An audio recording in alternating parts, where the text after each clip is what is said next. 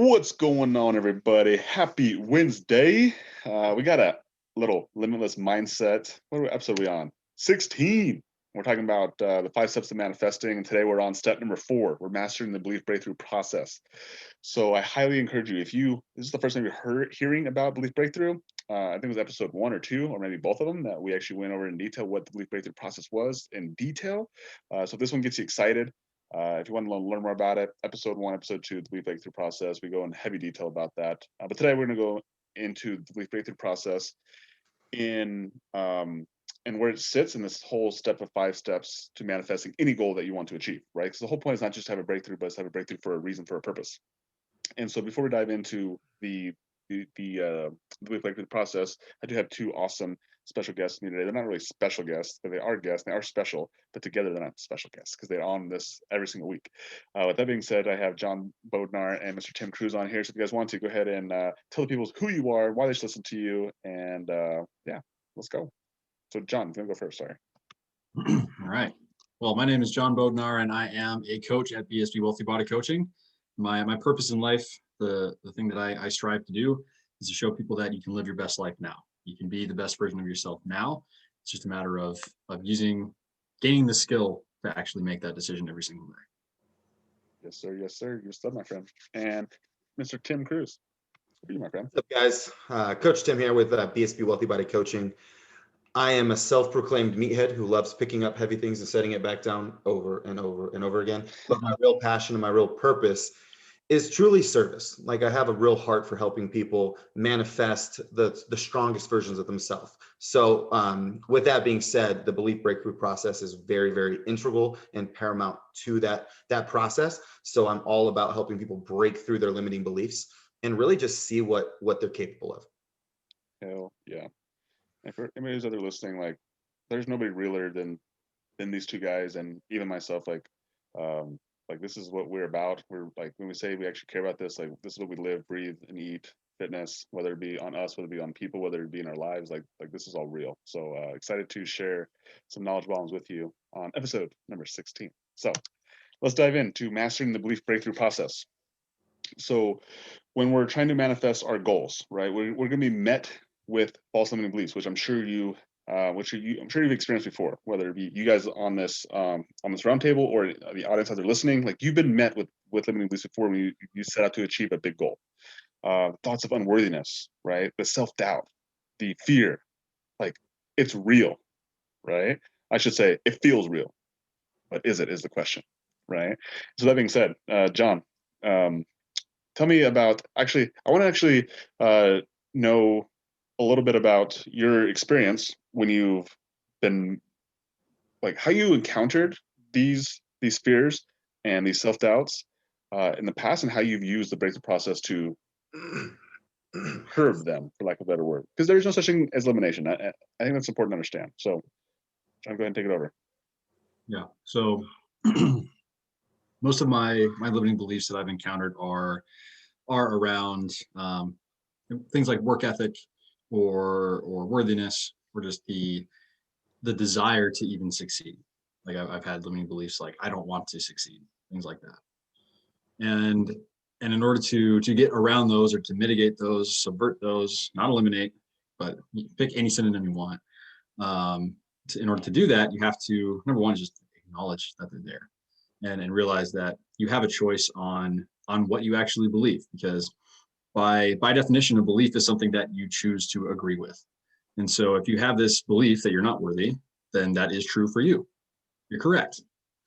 There's a really, I don't know how old it is, but a very old phrase, like, whether you think you can or you can't, you're right. And that really bleeds well into belief breakthrough. So whether you think you're worthy or unworthy, you're right. And so acknowledging it and realizing that you do have a choice is the most powerful thing that I've been able to do, is, in order to make the right choice, is accept that it is a choice. Oh yeah. And it's funny you said that, because that quote you just quoted is the one specifically is by Henry Ford, and it's actually on my wall. I'm actually looking at it right now. Whether you think you can or you can't, you're right. And I think it's actually a derivative of one of the old philosophers. Why am I blanking his name? Tim, you know who I'm talking about? I don't, but are you talking like Greek? Yeah, one of the Greek philosophers. I can't remember it's not Aristotle. It's one of the other. Or It's Socrates. There it is, Socrates. Yeah. it's an Yeah, all 1 in 3 Socrates. chance. Yeah, exactly. There's only so many Greeks, right? So, all right, Tim, give me your thoughts on this. So right off the bat, I wanted to comment on what you had said before you turned over to John, that elimination is not the goal. Mhm. And I think it's really easy, especially for people who, let's say, are not fitness professionals, to look at people like John, myself, Logan, as other, as like we don't struggle. Like somehow we were born, we came out of the womb with like great bodies and like great habits, good discipline, no cravings, like no self-limiting beliefs. Like I mean, I can speak for myself the best. I struggle with them every single day, just the same way you guys do. And probably one of the biggest ones that I get is, and the more in shape, the more elevated I become in this game, the more I feel it. And that is the imposter syndrome, right? So like, I feel it too. And the imposter syndrome is simple. Of like, if I'm not 100% all of the time, I feel fake. I feel phony. And like in the beginning, when I first started to feel that, it would almost paralyze me. Like it would stop me from being perfect. Like it would literally stop me from being perfect. And now, even though I still deal with it, probably even more so than I did back then, it almost motivates me, right? It motivates me. And I was telling you guys this morning on our daily huddle about a guy that came up to me in the gym and said, "Hey, like every time I see you work out, it inspires me to work harder." And so for me, like that puts a lot of pressure on me, but it's also a great responsibility. It's a great honor to live my life in such a way that without saying anything, people can look at me and be like, "Oh, I want to do more. I can do better."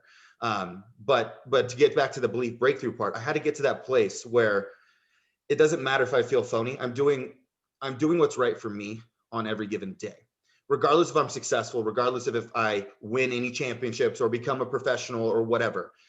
I love doing this and it serves me. So I'm going to continue doing it. If I'm not perfect, I'm going to do it again and I'm going to do it again. And at the end of the day, that's what matters to me, is just that development of consistency over time. Yeah. You know, it's funny because I think what you said right there is really important. I'm just going to reiterate it because maybe the third person says that maybe it'll sink in, is that you're always going to have fears, always going to have limiting beliefs. It doesn't matter how far you get in this process, right? Like, and you're always going to have struggles. Like, and I'll use a good example is I went and ate the same meal every single day for a year because I thought actually in my head that if I ate the same meal every single day that I would master having cravings or master it'd be really easy for me to stay on plan no matter what, because I literally ate the same thing for a year. But it's not true, right? I still have cravings. I still have times where I go off track. I had times where I had the imposter syndrome that you just talked about. So if I'm not 100%, then I feel like I'm off, right?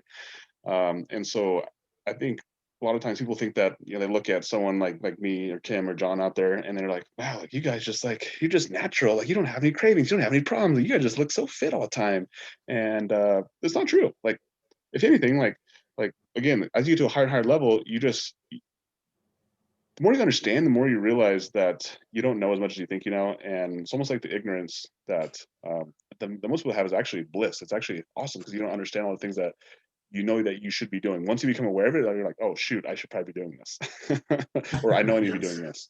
I know how helpful it is. I know how beneficial it is. And when you don't do it, it becomes really obvious. And so I think that piece is important to understand, that you're always going to be met with these false limiting beliefs. You're always going to have fears. And I actually got this from Layla. It's like the moment, and hers was a reference to business, which again, it goes hand in hand. It's like the moment you realize that there's always going to be problems. Doesn't matter how wealthy you get. Doesn't matter how healthy you get. You're always going to have problems.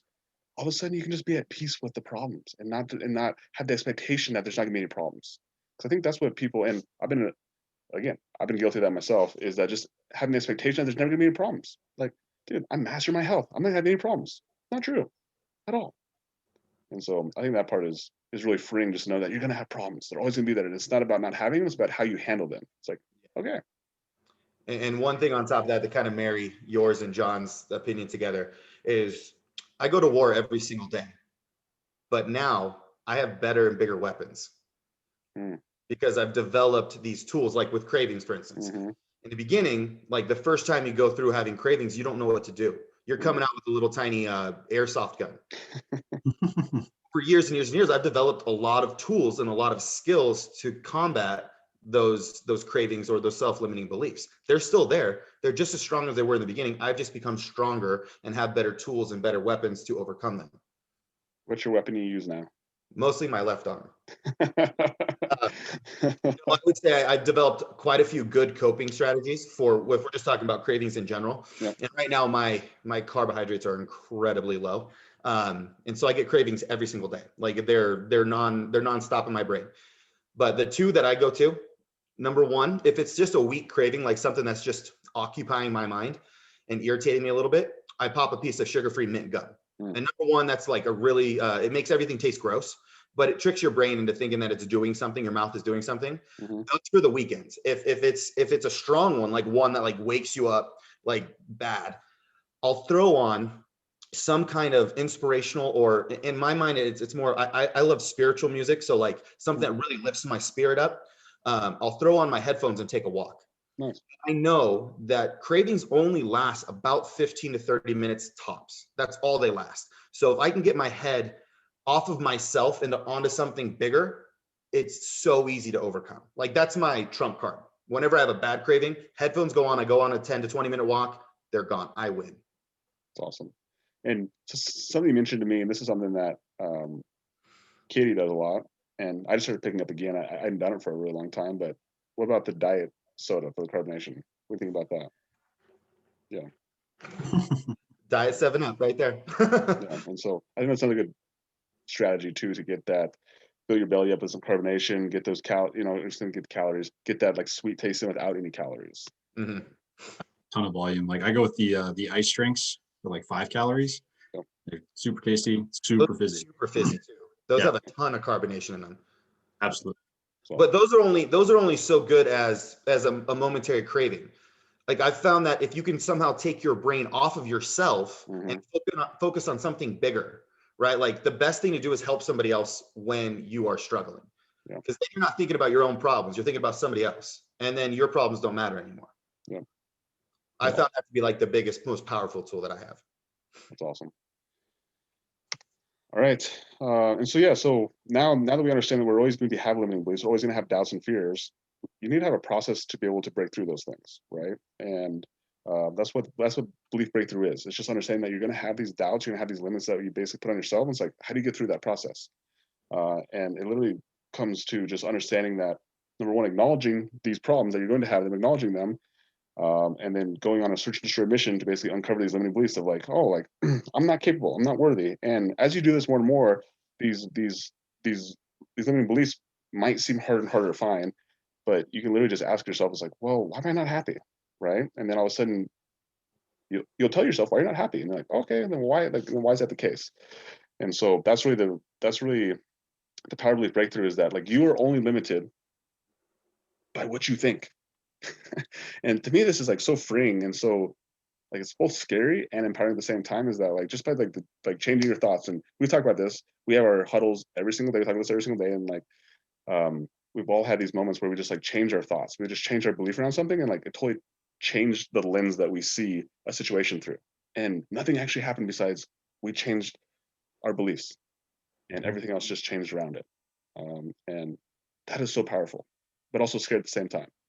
So Tim, I'll let you lead on this one. Give me an example where that happened for you. You just changed your belief, and then all of a sudden, like your life just changed because you thought differently.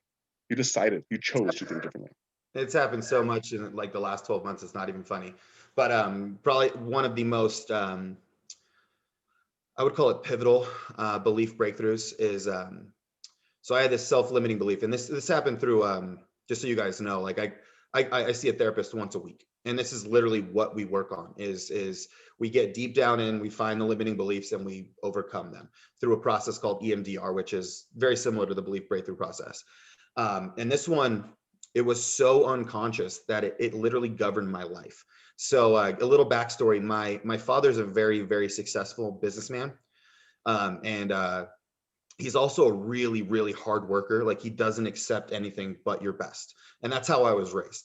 And in one hand, that's incredibly, like, I'm blessed because he had this standard for me as his son, as his oldest son, that I was only your best will count. Like if I got an A minus, he'd be like, you know what, you could get 100% if you just applied yourself. Like that would be his response to me getting an A minus on some kind of test. But on the other hand, there was this huge burden of perfection.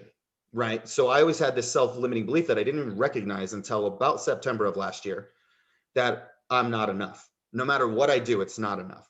And I remember specifically the day that we were going through this process, and it popped up into my head, and it like literally brought me to tears. Like it literally, it crushed me. And then I started seeing its fingers on every single thing, from relationships to business to even my own personal bodybuilding journey to everything. Like I felt like no matter what I did, it was never going to be enough. So it really, the way that it impacted, the way it manifested in my life was I would subconsciously either sabotage or hold back my effort because I felt like it wasn't worth it. Like it didn't, if you knew you couldn't be successful no matter how hard you tried, why would you go all in? Like, why would you try everything that you could try? And the counselor, the therapist that I'm working with, instead of just telling me that this was like a limiting belief, she kind of led and guided me to this epiphany that this feeling or this thought that was so deep seated wasn't serving me. Because at the end of the day, like I can be happy today, I can be happy right now, regardless if I accomplish anything else in my life. And when we broke through that, now we had to start instilling new beliefs. And so one of my fundamental affirmations that I write down every single day is I am worthy. I am worth health. I am worth success. I am worthy. And I say that to myself every single day. And just to bring it back to the last slide, that I'm not enough belief still crops up almost on a daily basis. But I squash that and I replace it with no, I am worthy. I'm worth health. I am worth success. And it makes me have a different mindset when I approach work, when I approach relationships, when I approach training in the gym or eating my food. Like my effort is absolutely worth it because I am worth it. And so that's probably the most fundamental one that I've underwent in the last, well, probably my whole life, but definitely in the last 12 months. That's amazing. I love that. That's so awesome. So awesome. John, you have one that you'd like to share as well? Yeah, this was actually just a few days ago. So the last few weeks, I've been concerned about myself because not feeling happy, not feeling accomplished, and was still doing breakthroughs, but I knew I wasn't getting into what I really needed to get into.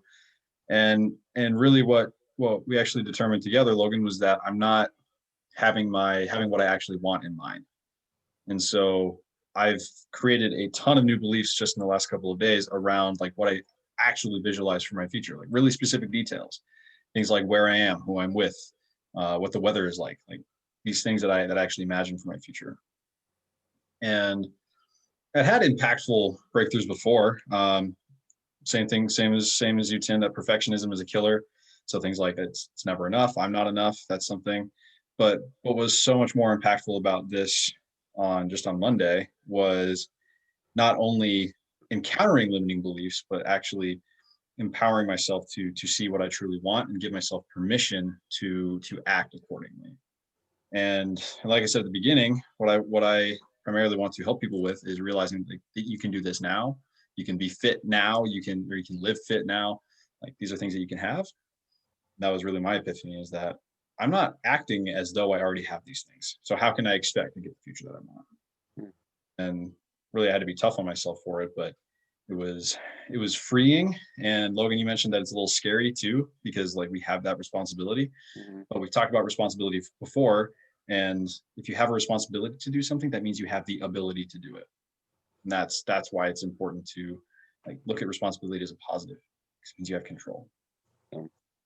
And something, because we talk a lot about law of attraction, right? And so obviously like this piece is a part of the belief breakthrough process is being able to uncover what are these negative limiting beliefs, right? And sometimes they become so like the focus that we almost get caught up in them, like I don't, like I am worthy, but all of a sudden, like sometimes our brain goes back to like I am not worthy, and all of a sudden you start to see evidence of it not being worthy as well. And so it's really important, like you said, is actually get really clear on what you want, and like more you can purify your beliefs, you can see what you want, you can purify what you actually want to go for. It becomes easier for you to actually focus on that rather than just focus on like I am not enough, I'm not worthy, which is something that we all three very much are on the same page. We all struggle with that.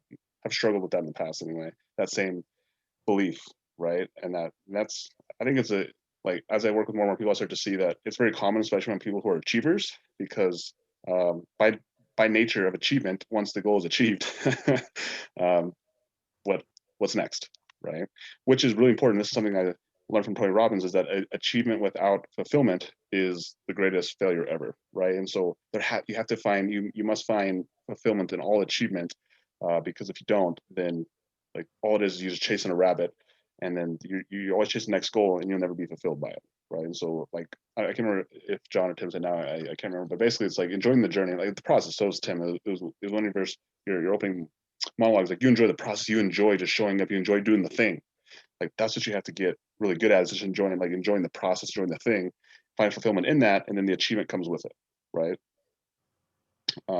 Yeah. So I think you guys said it. You guys said great stories. I think I'll leave it at that. But I think that's what it's all about. It's about basically being able to uncover these things that are holding you back, and literally just be like, okay, does this serve me? No. What do I want? Does this serve me? Act as if, and like choose to be happy, because all the things we want in life, like it's funny because, John, all the things they wrote down, like as I saw it from a third party, it's like, dude, you can have all those things right now. Like none of those things actually you could not have at the moment, right? But we as human beings, we're so like we can't see that. We get so like emotionally tied to all these labels and judgments we put on ourselves, that we can't see how easy it is for us to change our lives. And that's the benefit of doing belief breakthrough. And also like piggyback that, and Tim talks about that. I know John, you do it as well, but like getting guided breakthroughs, getting guided counseling. Like, that's the benefit of that, is it allows you to step outside yourself and have somebody um, move you and guide you and facilitate that process as well. So it's important to build it yourself, but it's also, I believe it's also important to have somebody do it for you, not do it for you, do it with you, as well. I think there's value to doing both ways. So Definitely. yeah, and so this again, and this kind of goes back to that same concept of, like every thought we think, every word we say, it makes an investment into what we want. That's why it's important to focus on what we do want. And we need enough breakthroughs, we create transformation. Enough transformation equals life-changing breakthroughs. Basically what we said earlier. I guess, is there anything that either one of you guys want to add to really just focusing on what you do want rather than what you don't? So I have a little story / analogy that goes perfectly with this. It's kind of an old, I would say it's a folktale, but this son was talking to his father, and the son had two wolves. One wolf was an evil wolf, the other wolf was a good wolf. And he asked his father, which one's going to win if they fight? And the father just simply turns to him and says, son, the one that you feed the most is going to win. And what I mean by that is, if we think about belief breakthrough and limiting beliefs as two wolves that live in our brain, the one that we give the most attention to, the one that we give the most food, is going to grow stronger and stronger and stronger, and eventually envelop and eat the other wolf. So I really think when we talk about every thought and every spoken word, like I'm a true believer that thoughts and words speak life. Mm-hmm. So if we think things, they are obviously in our hearts and in our head. And then when we speak them, we're literally speaking them into existence. So if we're constantly affirming those limiting beliefs, they're just going to get stronger. So I think it's very important to be mindful and present with your thoughts, and catch yourself when you do think these things like, I'm not enough, I'm not worthy, any of those self-limiting beliefs. Catch yourself and literally squash them, like be violent with it, like squash it and then replace it and feed the good wolf. That's a fire analogy. I love that. Feed the wolf, baby. Feed the wolf. Which wolf you're feeding? John, anything you want to add to that? Yeah, the spoken word part is very important to me, especially in recent months, but really my whole life. I've been particular about the words that I use, not in a snobbish way, but because I want to clearly convey not only what I want to convey, but how I want to feel about it. Mm. Because if I get, I don't know, if somebody annoys me, I'm careful about any sort of criticism or just blatant like insulting, even if it's behind their back, because I know that how I say that and what I say does have an impact on how I feel about me, how I feel about my life. And the more particular you are, the more positive you are with your language as well, and the more committed language you use. So instead of saying things like try or I think I'm going to, say like I will or I won't. And the more you do that, the more focused you can be on what you actually want, on what your beliefs should be or what you want them to be. And it gives you some clarity when the negative beliefs do come in as well, because it's like, wait a second, that doesn't fit the language that I use. So it just offers that clarity. Yeah. I think it's important that we're also really like, we all want to be we all want to have integrity, right? And so like the words we say are what basically give us they give us integrity or they take it away. So if you say you're going to do something and you don't do it, is someone going to think that you have integrity, right? But what if you're somebody who does always what you say, like to the T? You have integrity. But also that doesn't just start. It doesn't just stop with other people, because who actually cares what people think about you? But it starts with how you talk to yourself, right? And so when you're careful with the words you're saying, you're being integrous to your thoughts and your words, and then eventually your actions, right? And this all kind of comes back to this idea of like cognitive dissonance, which we talked about earlier today, where we basically want to be in alignment. Like we want to be in alignment with what we like. We want our thoughts, our words, our actions to be in alignment with each other, because if they don't, then we feel awkward, and then we got to make up stories to tell ourselves why we're not doing the things that we know we should be doing, right? So yeah, that's the only thing I want to add to that. Tim, you have anything that I see that you want to add something? I think that's fire. Like I think more important than what other people think about you and your integrity is what you think about yourself. Like it weakens you every single time that you're not in alignment with what you said or think.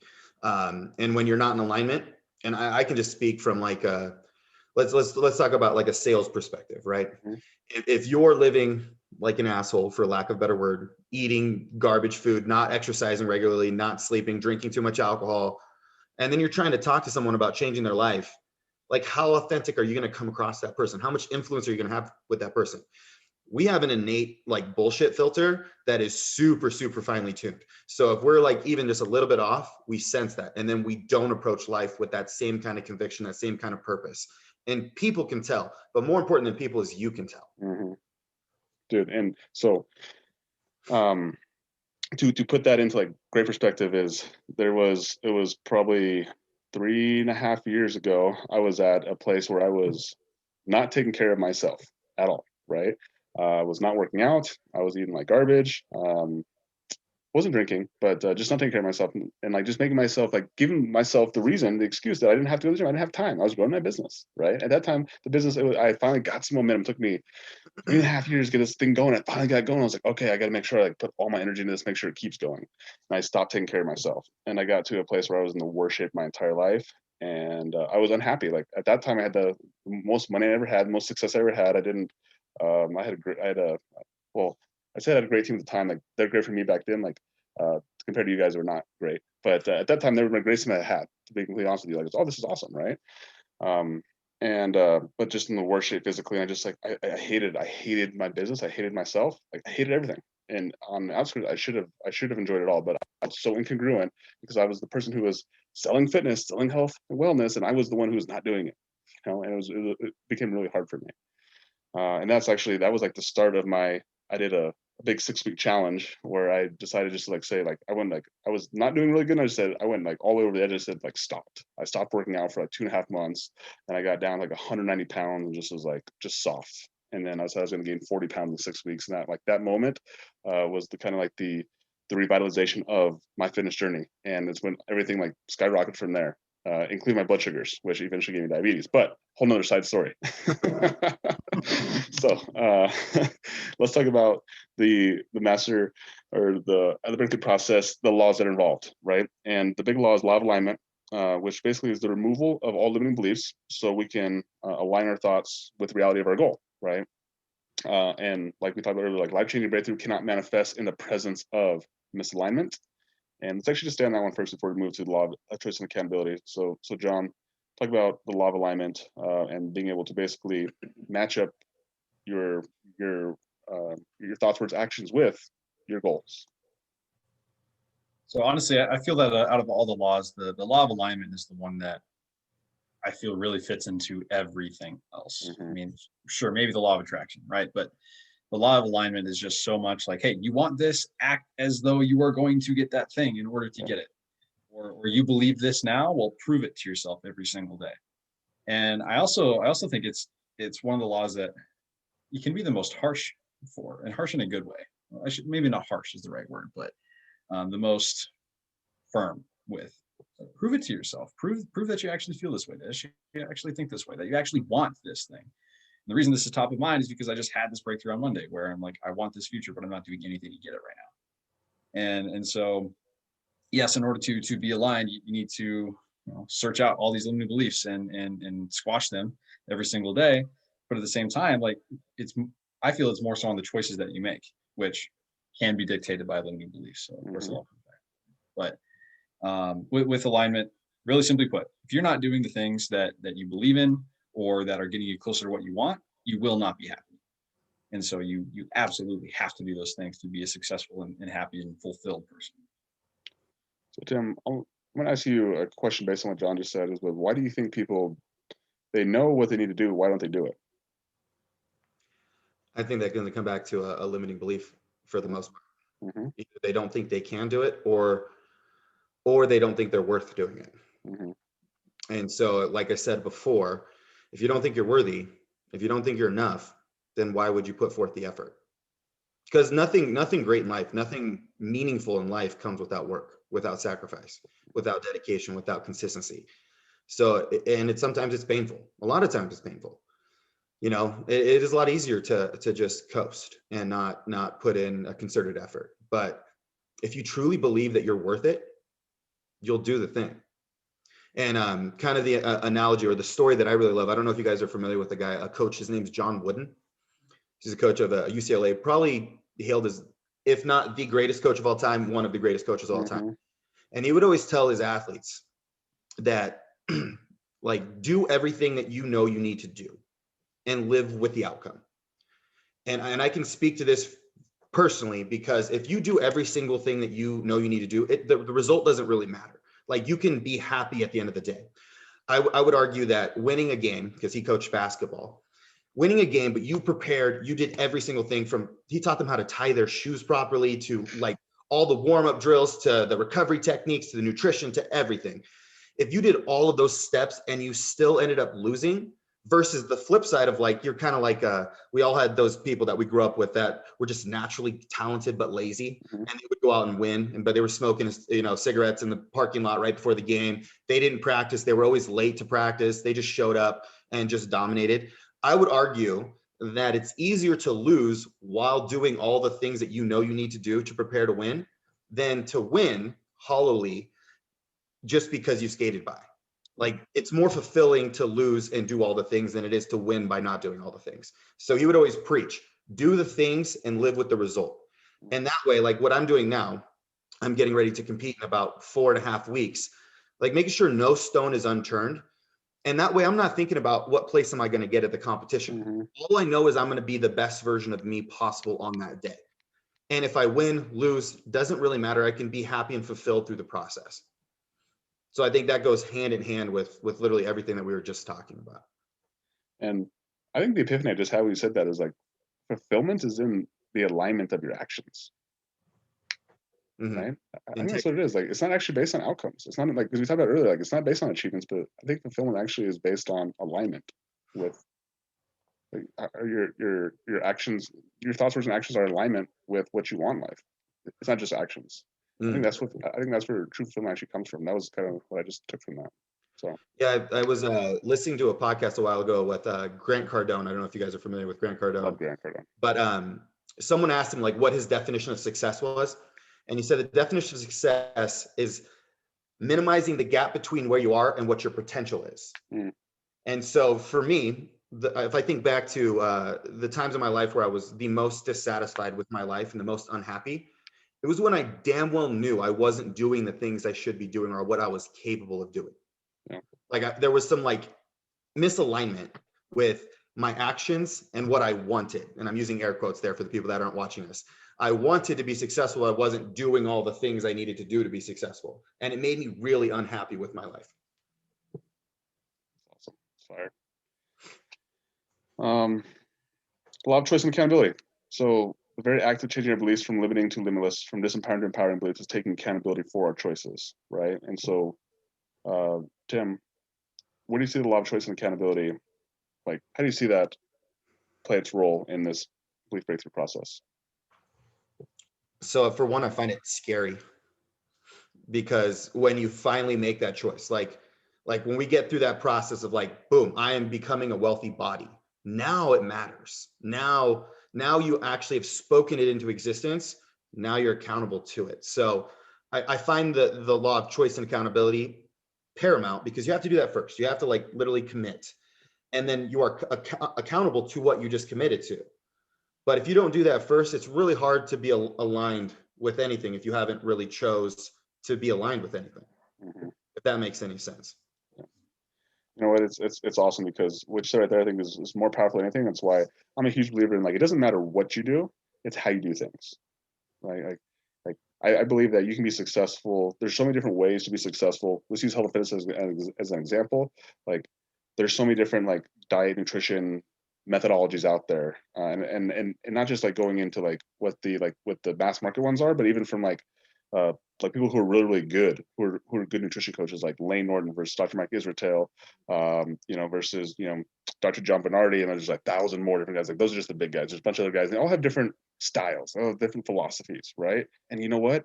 They all can freaking work.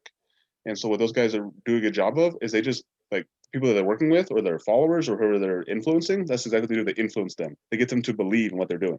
That's all, right? And the more you can get them to believe in what they're doing, the more likely they are to just do whatever it is that they need to do in order to be successful. Like, the actual tactics of it all come down to the same thing. We all know it. It's just literally like, how do you, like, in a weight loss concept, it's like, how do you burn more calories than you consume at some level? There's lots of different ways to do that, right? But ultimately, you have different philosophies on how to get there. But as the person doing it, the number one thing that's important is that your belief in doing it, which basically gives you the ability to take ownership over your actions. And if we go to a second level of that, if that person can make it theirs, if they can make it, John's nutrition plan and Tim's nutrition plan instead of a keto nutrition plan, or the RP diet, or the precision nutrition diet, if you can make it your plan, that's true accountability. Because now it's all of a sudden it's your plan. Like, you took the best from that, you made it your own, and now all of a sudden you have some skin in the game, right? Now all of a sudden it's yours because you created it. And I use an example. I'm not sure if it was on this podcast or I was talking to myself or I was talking to somebody, I don't know who. But I use an example of kids, right? It's like, when you have a kid, you take ownership over that kid. Like, when they do great things, you're like, dude, that kid's mine. Like, I taught him those things, right? I created that thing, right? And then also vice versa. It's like, the kid's not doing good, it's like, I take responsibility. Like, I didn't do a good job parenting. But all of a sudden, if I'm looking at, let's say John has kids, and John's kids, let's just say that he's not a good kid, right? He does all these bad things. Like, I don't care. Doesn't like that doesn't show on me. I don't take anything from John's kid. Like, I don't have any attachment to that, so I don't care if he does good or bad, right? And so that's how a lot of people treat their nutrition plans, is that they take somebody else, that they take John's kid, and they try to, like, maybe they teach you some things, but he doesn't listen to them. But it doesn't matter because it's John's kid, right? Where if you made it your kid, you created this thing, you have more skin in the game. You have more, you're more invested, you're more prideful in it. And with the good also comes your ability to also problem solve, because as you guys know, like, when somebody's kid has an issue, like a big issue, let's say they have, somewhere they need a big problem solved, like, they're gonna freaking figure it out because they're heavily vested, right? The same thing comes to a plan, whether it's a nutrition plan, whether it's a wealth plan, whether it's whatever it may be. But the more you get invested in it, the more it becomes yours. The more you take 100% responsibility for it, the more likely you are to actually be able to change it and continue to grow it and evolve with it. So, Definitely been studied. I don't know. It instantly made me remember the talk that Dr. Cashy gave at the Mastermind down in Austin about the placebo effect, and they literally tested performance enhancing aids against like placebo groups, and the group that had the placebo but believed it was a performance enhancing aid, yeah, just as good, if not better, than the group that actually took the performance enhancing aid. So that just shows you like the power of buy-in. Like, when we invest, that's where our intention goes. That's where our purpose goes. That's literally where our results go. yeah. Actual drugs can't even overcome your Exactly. mindset. Basically, is what that Mhm. says, right? John, what are your thoughts on it? Little more simple, but when it comes to choice and accountability, it truly is just recognizing that every decision you make is a choice. And in order to make the right choice, like, it's a skill. Making good decisions truly is a skill. Choosing to be happy is a skill possible. And so whenever you're at a crossroads, even if it's a really simple decision, like, okay, do I like maybe you're having a craving, do I have this spoonful of peanut butter or don't I? Like sit down and think about it for a moment. Maybe you still have to pop some gum in or go for a walk. But at least at the very beginning, just think like, okay, like is this going to serve me? Which decision is going to serve me better? Which one will I feel more fulfilled by? Visualize it. Think about like, well, again, which one is actually going to serve me and help me feel fulfilled? And the reason that this is a law is because you have that ability every single decision that you make. Some decisions are no-brainers, but that doesn't mean it's an easy decision to make. So give yourself that empowerment to or the permission as well to make a choice and sit and think about it. Not just which one you pick, but why do you pick it? Yeah. We talked about that a lot with like delaying that stimulus and response. So you have that stimulus where you feel like you have the craving, you have the thing that you want to give in, you have this negative self-talk, and instead of responding right away with it, like do what John just said, like sit with it, right? Do what Tim said, pop some gum and go for a walk, like basically just stretch that stimulus and response time. That way you can make a more informed decision. Because again, like if you just give yourself time, most likely you're going to make more logical decision rather than emotional decision. And I think ultimately that's both what you guys were talking about, and there's different tactics, ways to do it, but time is the best way to do it. So find a way to kill some time when you to try to kill a craving, right? And that's why Dr. Kashi and Tim and John all talk about trying to delay that in some way. Walks are great ways. Dr. Kashi actually talks about taking showers as well, and then other little things that can work in moments. Things like gum, things like pop, things like distracting yourself in some way, playing music. Like have some sort of way to distract yourself essentially from cravings, because cravings are just psychological. They're not actually, unless you're getting on stage, unless you're getting super, super lean, which most people watching this are not at that point. Like you're actually not going to get physical cues, right? They're all going to be, for the most part, mental triggers. So, and here's a fun little thought. That's something that I do. I love the idea of gamifying everything, right? So when you think about cravings or any kind of urges, let's say they're not cravings, even if it's like snapping back at your spouse or your girlfriend or yelling at your kids or like these innate reactions that people have. Mhm. I always like to visualize myself as the master, not the slave. And if you gamify it, meaning when I feel these cravings or when I feel hypoglycemia coming on, when my blood sugar is getting too low because my carbs are so damn low, I smile and I'm like, oh, let the challenge begin. Like I am in control. I am the master. I'm not the slave. The food is my slave. The fatigue, the tiredness, the irritability, those are my tools. I'm not their tool. And if you can just change the way you view those things, they become less of a burden and more of a challenge, or an almost like a different level on a video game. And it becomes fun. And as soon as you can make something fun and make it gamified, you smile going into it, and then your success rate is going to just go through the roof. So good. Smile. Anytime you're feeling eliminated, just smile. Just break through it. That's all I gotta do. I love it. All right, guys. Well, hey, this was amazing, right? And so this is step 4 in the 5 steps of manifesting any goal. Next week we'll come back with the very last one. Step number 5 to manifest any goal that you want to achieve. And so if you want to learn more on Belief Breakthrough, go back to episode, I believe it's 1, 2, and 3, somewhere in there. We go into the Belief Breakthrough process. We go through the script. We go through more detail. But the Belief Breakthrough process is pivotal in order for you to get anything that you want, because ultimately the only thing that's stopping you from your goals is you and your brain and these self-imposed limits we put on ourselves. And when you're able to acknowledge them, understand them, and then be able to change them, upgrade them, all of a sudden you're aligned, your thoughts, words, actions are aligned with that goal. Boom. It's just a matter of when, not a matter of if. So appreciate you, John. Appreciate you, Tim. Thanks for hopping on here. Thanks for sharing your wisdom. And we'll be back next week with step number 5, the 5 steps to manifesting. So happy Wednesday, y'all. Chat with you guys soon. See ya.